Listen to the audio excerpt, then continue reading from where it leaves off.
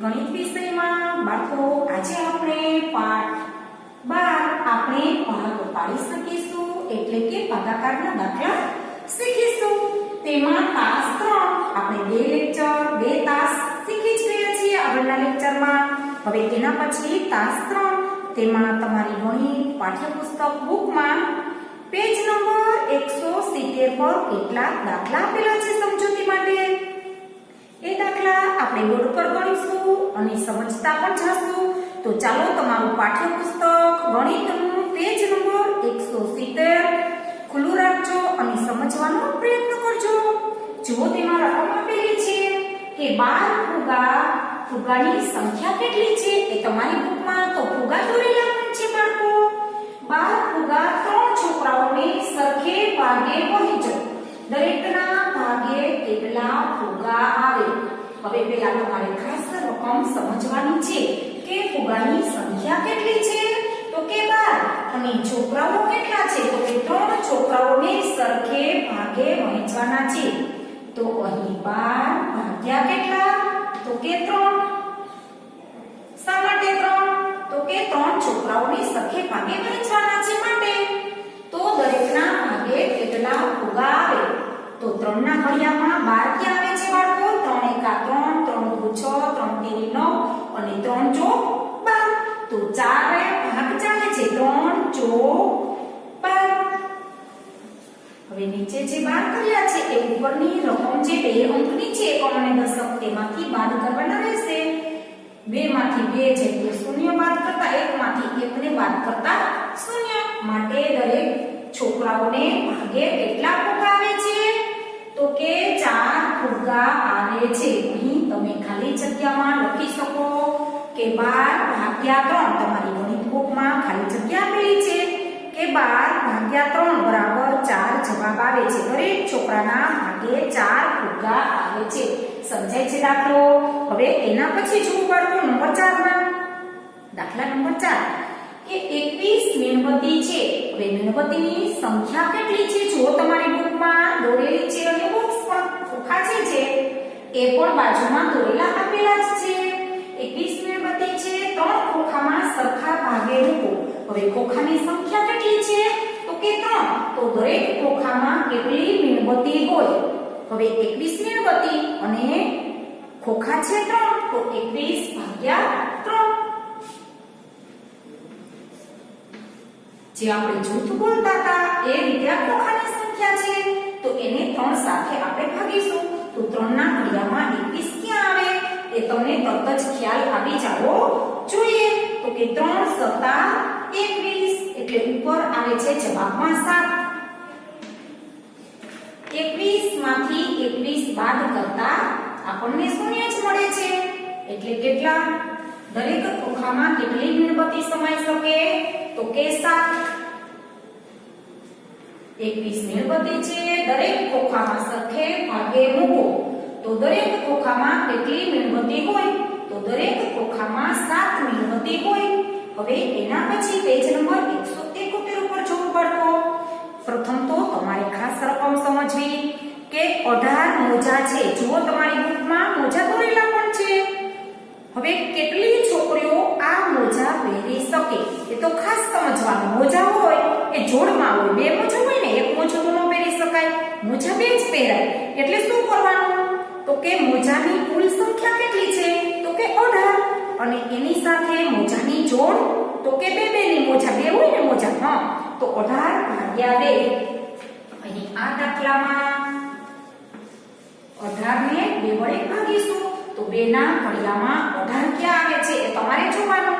તમારે 2 નો ઘડિયો બોલતો જવાનો અથવા તો તમને ખ્યાલ હોય કે 2 નવા 18 તો તમે ડાયરેક્ટ પણ મૂકી શકો 2 નવા 18 18 માંથી 18 ને બાદ કરતા 0 મળે છે એટલે કે 18 મોજા છે કેટલી છોકરીઓ આ મોજા પહેરી શકે તો અહીં આપણે જવાબમાં લખી શકીએ કે 9 છોકરીઓ મોજા પહેરી શકે છે। કેટલી છોકરીઓ 9।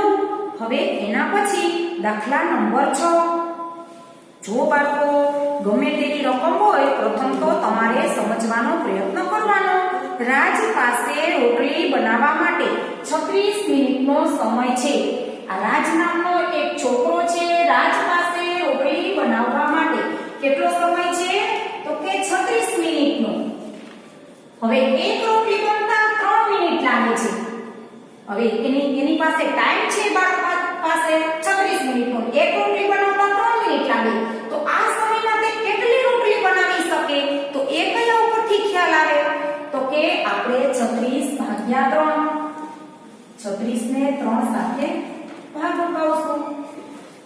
પ્રથમ તમારે જોવાનું આ સંખ્યા મોટી છે તો બંને એક સાથે 3 દાન 30. તો 30 કરતા પણ આ સંખ્યા મોટી છે. માટે એકમ અને દશક બે અંક આપેલા હોય, બે અંકની ભાગાકારને એક અંક સાથે એની સાથે ભાગાકાર કરવાનો. તો પ્રથમ એક અંકની સંખ્યા સાથે ભાગાકાર કરીશું. 3 એકા 3. તો 3 માંથી 3 બાદ કરતા આપણને 0 મળે છે. ઉપર આપણે હવે કયો અંક છે? તો કે એકમના અંકને નીચે ઉતારીશું. 6 છે એને નીચે લીધા કારણ કે એને હજી આપણે ભાગ ચલાવ્યો નથી 6 સાથે માટે. હવે 3 ના ઘડિયામાં 6 ક્યાં આવે? તો કે 3 દુ 6. 6 માંથી 6 ને બાદ કરતા 0 મળે છે. આપણો જવાબ આવે છે 12. હવે ખાસ સમજો, રાજ પાસે રોટલી બનાવવા માટે 36 મિનિટનો સમય છે. એક રોટલી બનાવતા 3 મિનિટ લાગે. તો આ સમયમાં તે કેટલી રોટલી બનાવી શકે? તો આપણે અહીં જવાબમાં લખી શકીએ કે આ સમયમાં રાજ નામનો છોકરો 12 રોટલી બનાવી શકે. હવે એના પછી જુઓ બાળકો, તમારી બુકમાં નંબર 7 પર આપેલું છે કે આ બકરીઓના પગની 24 છાપ છે. જુઓ બુકમાં દોરેલી જ છે. તો ત્યાં કેટલી બકરીઓ હોઈ શકે? તો પ્રથમ તો તમારે મગજમાં એ વિચારવાનું એક બકરીની છાપ કેટલી હોય? તો ખ્યાલ આવે કે 4 છાપ હોય. કેટલી હોય? તો કે 4. આ બકરીઓના પગની 24 છાપ છે. તો ત્યાં કેટલી બકરીઓ હતી? હવે છાપ 24 છે અને 4 પગ એટલે પહેલી 2 જોડી અને બીજી 2 જોડી. બકરીને એક પગ ન હોય, જોડીમાં 2 પગ હોય ને, આગળના 2 પગ અને પાછળના 2 પગ. એટલે કેટલા વડે આપણે ભાગીશું? હવે બકરીઓની છાપ કેટલી છે? તો કે 24. અને બકરીઓની છાપ એક બકરીને કેટલી હોય? તો કે આગળની 2 અને પાછળની 2 એટલે કે 4. તો જૂથની સંખ્યા કેટલી થઈ? તો કે 4. તો 4 સાથે આપણે એને ભાગવાના રહેશે 24 ને. તો આપણે જવાબ કેવો મેળવવાનો છે કે કેટલી બકરીઓ હતી? ત્યાં કેટલી બકરીઓ હતી કે હશે? તો એ મેળવવા માટે 4 સાથે આપણે 24 ને ભાગવાના છે. તો 4 ના ઘડિયામાં 24 ક્યાં આવે છે? તો કે 4 6 24. 24 માંથી 24 બાદ કરતા 0 જ મળે છે. એટલે અહીં આપણે કહી શકીએ કે એ જગ્યા પર 6 બકરીઓ હશે. શા માટે? તો કે એક બકરીની છાપ 4 પગ હોય છે. માટે 6 બકરીઓ થાય. 24 છાપમાં 6 બકરીઓ ત્યાં હશે. હવે પેજ ફેરવો બાળકો. પેજ નંબર 172 પર. કેટલીક છોકરીઓ પોતાના બંને હાથ વડે રમી રહી છે. હવે છોકરીઓ છે બંને હાથ વડે. ખાસ સમજવાનો પ્રયત્ન કરજો. રમત રમી રહેલી છોકરીઓની બધી મળીને કુલ 60 આંગળીઓ છે. હવે છોકરીઓ રમત રમે છે, એની આંગળીઓની સંખ્યા કુલ કેટલી છે? તો કે 60. તો કેટલી છોકરીઓ આ રમત રમી રહી હશે? હવે પ્રથમ તો તમને સંખ્યા આપેલી જ છે 60. બરોબર છે? હવે શું કરવાનું છે? તો આંગળીઓની સંખ્યા. હવે કઈ જૂથ તમારે ગોતવાનું છે? પ્રથમ તો દરેક છોકરીઓ તમને સમજાવેલું છે કે બંને હાથ વડે. જો તમારી બુકમાં તેમાં હાથની છાપ પણ આપેલી છે આંગળીઓની, અને બંને જ હાથ વડે રમત રમી રહી છે. એટલે કે બંને હાથની આંગળીઓ કેટલી? તો કે 10 આંગળીઓ બંને હાથની. તો 10 ના ઘડિયામાં 60 ક્યાં આવે? તો કે 10 6 60. માટે તમને સરળતાથી ખ્યાલ આવી જાય કે ત્યાં કેટલી છોકરીઓ રમત રમી રહી છે? તો કે 6 છોકરીઓ રમત રમી રહી છે. હવે એના પછી 9 નંબરમાં જો બાળકો લક્ષ્મી પાસે વેચવા માટે 27 કિલોગ્રામ બટાકા છે. એક લક્ષ્મી નામની બેન છે, તેમની પાસે બટાકાની સંખ્યા 27 છે. કેટલી છે? 27 કિલો બટેટા છે તેમની પાસે. હવે એના પછી જો રકમ કે 3 માણસો આવ્યા, તેમની દુકાનમાં 3 માણસો એટલે કે ગ્રાહકો આવ્યા અને દરેકે સરખા જથ્થામાં બટાકા ખરીદી લીધા. જે બેન પાસે બટાકા હતા 27 કિલો, એ બધા જ બટાકા છે પેલા 3 માણસો આવ્યા ગ્રાહકો, તેમણે બધા જ બટાકા લઈ લીધા. તો દરેક માણસે ખાલી જગ્યા કિગ્રા બટાકા ખરીદ્યા. તો દરેકે કેટલા બટાકા લઈ લીધા હશે એ જોવા માટે શું કરવું પડે? તો કે માણસોની સંખ્યા સાથે તેનો ભાગાકાર કરવો પડશે કુલ બટાકાની સંખ્યા સાથે. તો હવે 27 3 ના ઘડિયામાં ક્યાં 27 આવે? તો તમારે ઘડિયો બોલતો જવાનો. 3 × 3 3 × 6 3 × 9 3 × 12 3 × 5 15 3 × 6 18 3 × 7 21 3 × 8 24 ને 3 × 9 27. તમને જો સરળતાથી આવડી જતું હોય તો આખો ઘડિયો બોલવાની જરૂર નથી. તો ડાયરેક્ટ તમે ભાગ ચલાવી શકો કે 3 × 9 27. 27 માંથી 27 બાદ કરતા શૂન્ય મળે. એટલે તમને ખ્યાલ આવે કે પેલા જે 3 માણસો બટાકા લેવા આવ્યા હતા તે દરેકના ભાગમાં 9 કિગ્રા બટાકા ખરીદીને ગયા છે. દરેકને ભાગમાં 9 કિલો બટાટા આવ્યા છે. હવે પછી આના પછી પેજ નંબર 173 જોઈએ આપણે. ચાલો બાળકો, કૂદતા પ્રાણીઓ. હવે આપણે પેજ નંબર 173 પર તમારી બુકમાં જુઓ. તેમાં કેટલાક પ્રાણીઓના ચિત્રો આપેલા છે, જેવા કે દેડકો છે, કાંગારૂ છે, ઘોડો છે, ખિચકોલી છે, સસલું છે. તો જો એ બધા પ્રાણીઓ કેટલા કૂદકા મારી શકે છે એનું એ બોર્ડ પર પણ લખેલું છે. દેડકો એક વારમાં 2 પગલા કૂદે છે. આવી રીતના કૂદવાની સીડી છે. તો દેડકો છે એ 2 વારમાં કેટલા પગલા કૂદે છે? તો કે 2 જ પગલા કૂદી શકે. 2 4 6 એવી રીતે દેડકો છે એ કૂદે છે. પછી ખિચકોલી તો કે 3 પગલા કૂદી શકે છે. અહીંથી લઈને 3 સુધી 3 6 9 એવી રીતે ખિચકોલી 3 પગલા કૂદે છે. એના પછી સસલું છે એ કેટલું કૂદી શકે છે? તો કે 5 પગલા કૂદી શકે છે. એના પછી ઘોડો છે, તો ઘોડો કેટલા પગલા કૂદી શકે છે? તો કે ઘોડો 15 પગલા કૂદી શકે છે. એના પછી નીચે જો કાંગારૂ આપેલું છે, કાંગારૂ 30 પગલા કૂદી શકે છે. દરેક પ્રાણીઓની ક્ષમતા અલગ અલગ હોય છે. તો આ દેડકો છે. હવે તમારે જો નીચે પેજમાં જવાબ શોધવા માટે હવે પછીના પાના પર આપેલા રસ્તાનો ઉપયોગ કરો. હવે કયા કયા પ્રાણીઓ કેટલું કૂદે છે તેમાં તમારે દેડકાનું ચિત્ર આપેલું છે. જો તેમાં એ બેની સંખ્યા કૂદતો જાય છે. દેડકો છે પ્રથમ જ્યારે એક કૂદકો લગાવે છે ત્યારે 2 પર, એના પછી 4, એના પછી 4 પછી 6 8 10 12 એવી રીતે ક્રમશઃ તે બબેના કૂદકા લગાવતો જાય છે. કોણ? તો કે દેડકો. અહીં પ્રશ્ન પૂછેલો છે કે કેટલા કૂદકામાં દેડકો 30 પર પહોંચશે. હવે કેટલા કૂદકા મારે તો દેડકો અહીં સુધી પહોંચી શકે? તો આપણે આવી રીતે 14 16 18 20 22 24 26 28 અને 30. હવે જે આ સંખ્યા છે એ આપણે એની ગણતરી કરવાની, અથવા તો અહીં ભાગાકાર સ્વરૂપે પણ તમને જવાબ મળી જશે. હવે 30 કૂદકા મારે છે અને એક વારમાં કેટલું કૂદે છે? તો કે 2 પગલા. તો 2 એકા 2. 3 માંથી 2 ને બાદ કરતા 1 ઉપરથી શૂન્યને આપણે એકમના અંશને નીચે ઉતારીશું. 2 પંચા 10. સમજાય છે બાળકો? કેટલા પગલામાં દેડકો 30 સુધી પહોંચી શકશે? તો અહીં તમે જવાબમાં લખી શકો કે 15 કૂદકામાં દેડકો ક્યાં પહોંચી શકશે? તો કે 30 ની સંખ્યા સુધી પહોંચી શકશે.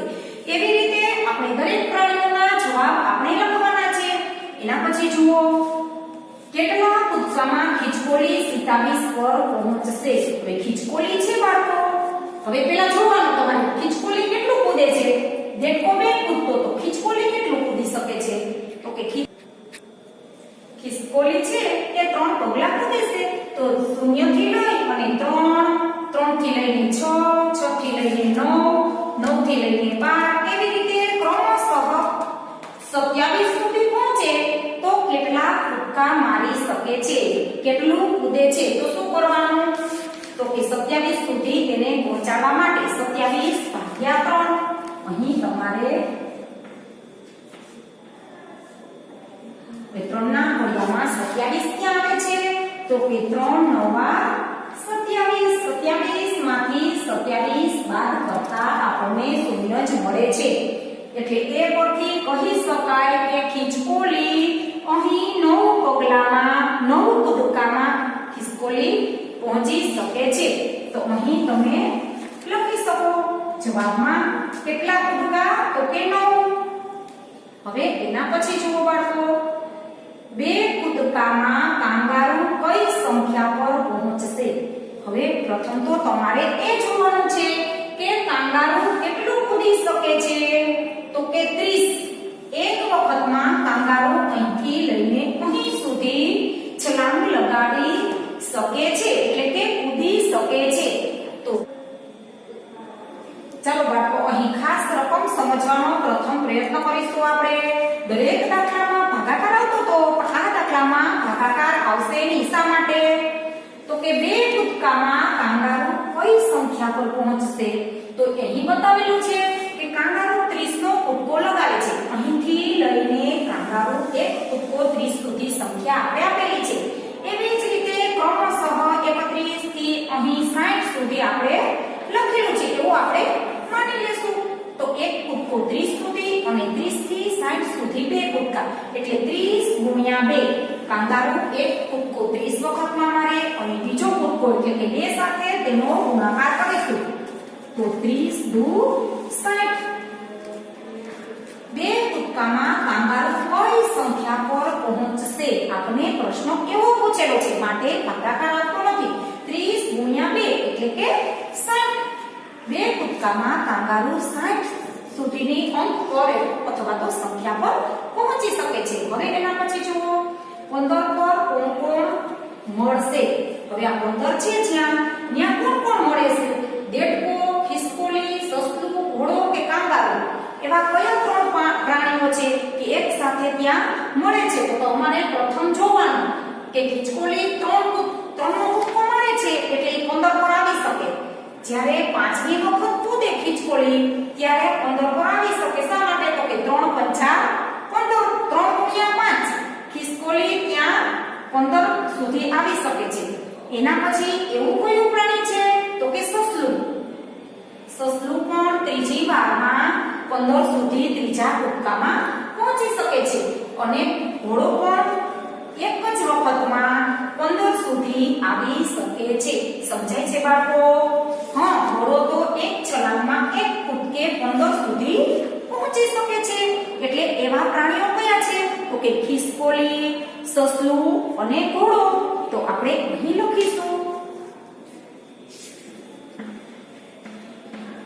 ખિસકોલી, સસલું અને ઘોડો.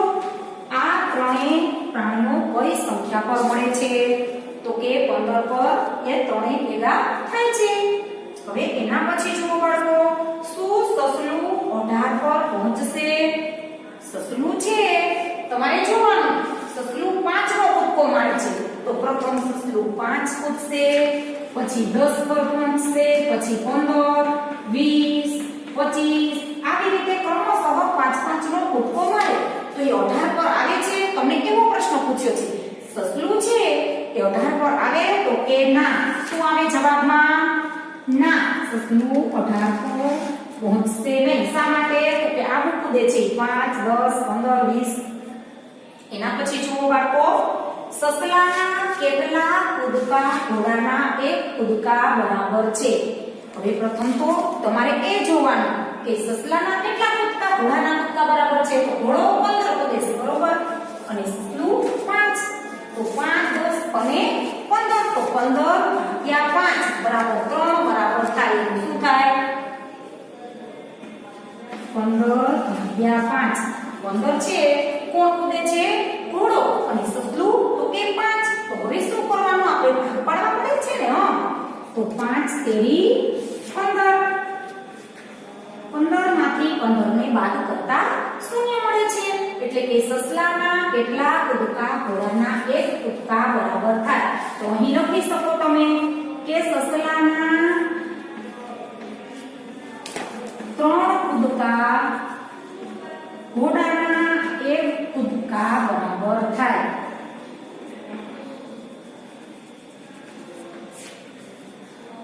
સમજાય છે બાળકો આવો ગમે તે પ્રશ્ન તમને પૂછે તેની અંદર તો તમે સરળતાથી આના ઉપરથી આ કોષ્ટક ઉપરથી તમે તેનો જવાબ આપી શકો છો હવે આના પછીનો અભ્યાસ આપણે પેજ નંબર 175 પર આના પછીના લેક્ચરમાં કરીશું